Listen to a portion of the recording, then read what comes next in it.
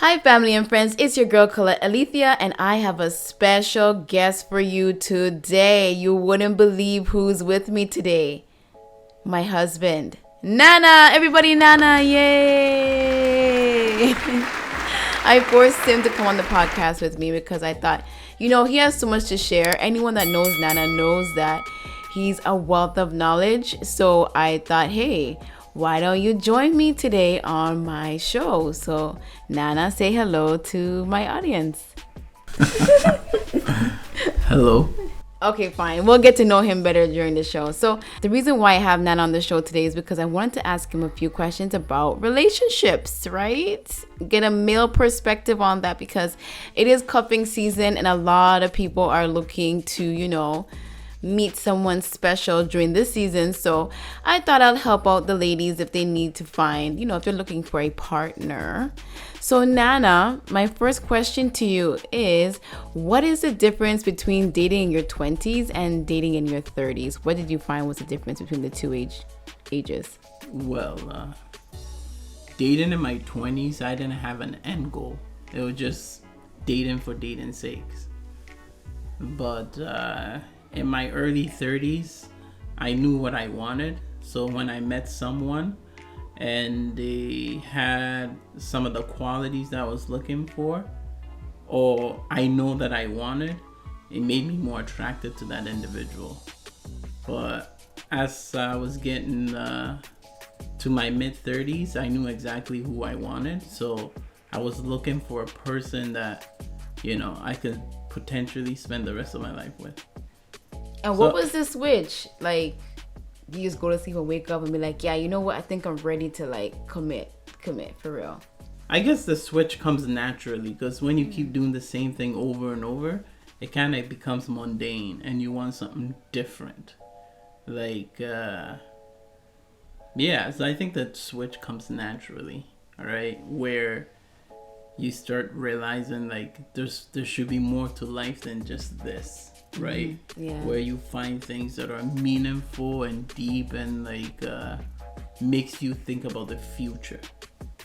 It's fascinating because, a lot of women in our 30s, we're facing the whole you're getting older, your clock is going. Family members are constantly reminding you that you're not married or you're not in a committed relationship, but you don't speak anything of that. You didn't find any pressure in your 30s from your parents and people around you to get married? Well, or was it just a natural, like you said, it seems like it was natural for you, you didn't have any exterior influences? No, not really. My mom would always make comments, but I was used to that comment, so it didn't really make any difference in my decision making. But as an individual, right, and as you progress through life, there are things that come naturally to you, right? And that was one of those things. I got, I guess, divine wisdom, or whatever. Mm-hmm. Yeah. And so in your 30s, when you realized that, okay, I'm ready to, do this thing, what were 3 things you were looking for in a woman to solidify that person was for you?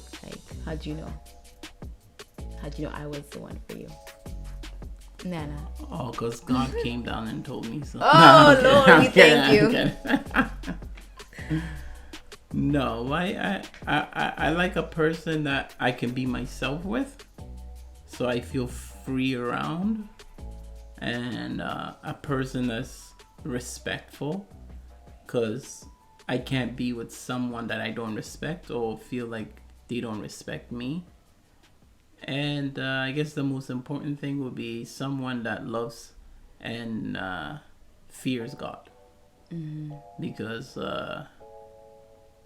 when you can learn to love God, then I don't know how to explain it, but women that naturally loves God have a different characteristics about them and their values in life, I find, right?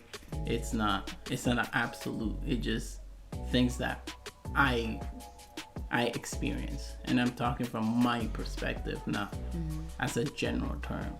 So I guess, can you generally say that men often want the same things, or it differs from man to man? I think one thing you did say, which I believe is very consistent with all men, is respect.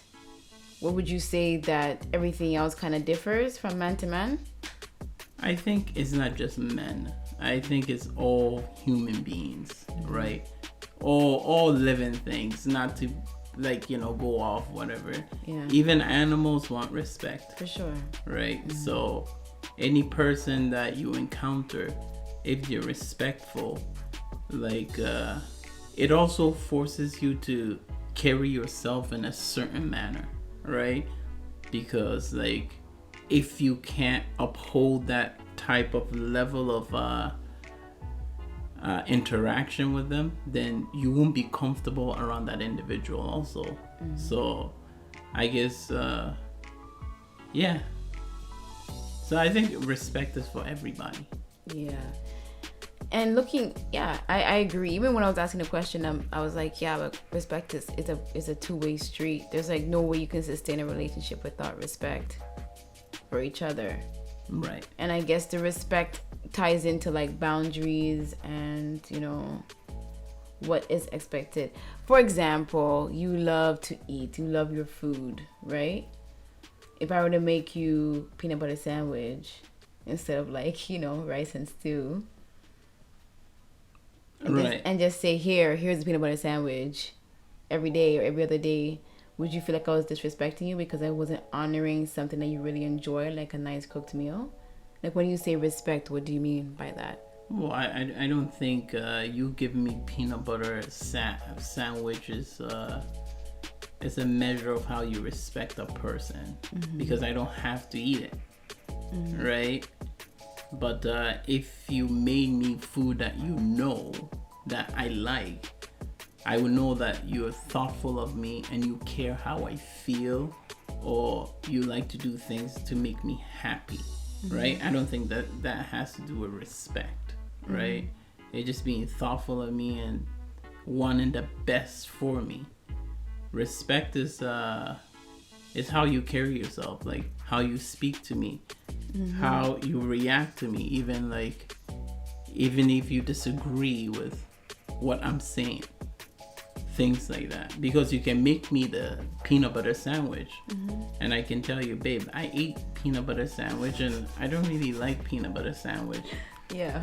Your response to what I say will determine how I feel, if you respect me or not. If you tell me well, if you don't like peanut butter sandwich, then go, it would depend on your response. But if you were to say, babe, I was tired, I didn't have time to do anything else, and I knew you were hungry, and this is all that I could do, right, for the meantime, and I'd be like, it's okay, babe, I'll go and get something to eat, or if I have time, I can make something myself. So I guess that's how I take on respect. Right. So what advice would you give to women in their 30s who are looking for a partner or their person? I don't know. I don't know what I can tell a woman. I will tell everybody, a person, right, that if you're looking for someone for a lifetime of an experience, you have to make sure that person is a person you can be your authentic self with, right? A person that you respect and also respects you. A person that's loving and kind and is understanding, because the journey of life, there are gonna be times where you're gonna need someone to hold you down, right? You're gonna need someone to do amazing things for you, because even Jesus didn't carry his cross alone, right? So this is a life partner, right? And if you look at it from that perspective, you're looking for a partner to, I guess, live the rest of your life with. And as everything in life, right? If you're going into business, right? what kind of partner would you want? Someone that works hard, someone that's supportive, someone that's going to be dedicated to the goals and aspirations that you both have, so you can achieve them. So things like that. If you're looking for an employee, and not to say like your partner is an employee, but who are you willing to hire, right? What are the candidates you're looking for? So things like that have to go into the thought process when you're looking for a life partner, right? Because I think it's the most important job you're ever going to give anybody. So before you hire that individual, you have to make sure they have the prerequisites to do the job. Yeah, you gotta vet them.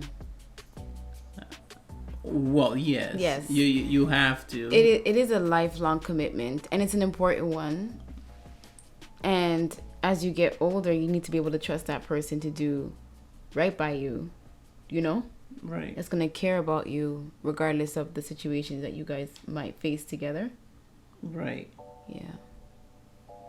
Oh, Nana, you're right.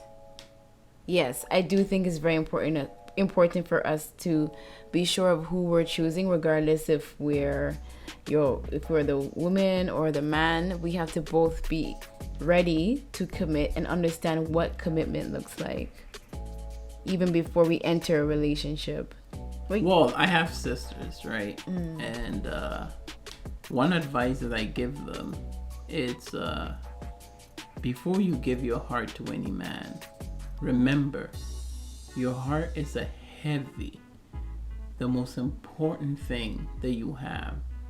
So make sure the person that you're giving it to have the strength to hold on to it, to cherish it, and to guard it with all your might. Because if they're not, and they shatter that glass, right?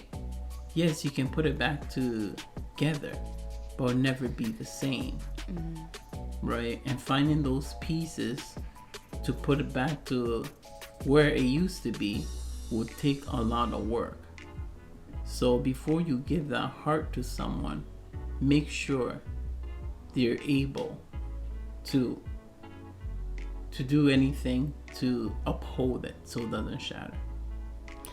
And that is facts. I think that was a huge thing for me, Nana, when I met you.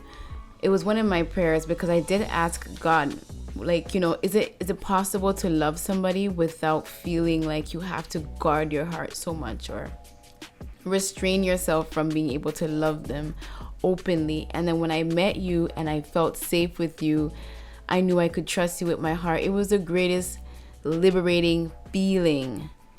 And I am so grateful to experience that. And that's why I think it's so important to have these type of conversations, because I think a lot of people are losing hope, right? Finding the right partner and knowing that you can actually find a love that's good and sustainable and it's not harsh, and it can actually endure. It's patient, it's kind, it's long suffering, you know, it shows grace. So that's, you know, become a thing for me to share with other people. So Nana, I want to thank you so much for being on my podcast, even though I forced you. Well, get ready for marriage, because it's 90% forced. No, I'm kidding. It's not. Well, thank you for joining me for another episode here on the Roaring Threes YouTube channel and podcast. Be sure to join me each and every single week or each and every single day for December for more uploads. I hope you enjoyed having Nana with me here today. And if you want to hear more from him, be sure to leave a comment down below. Until next time, love yourself and shame the devil. All right? Love, Unno.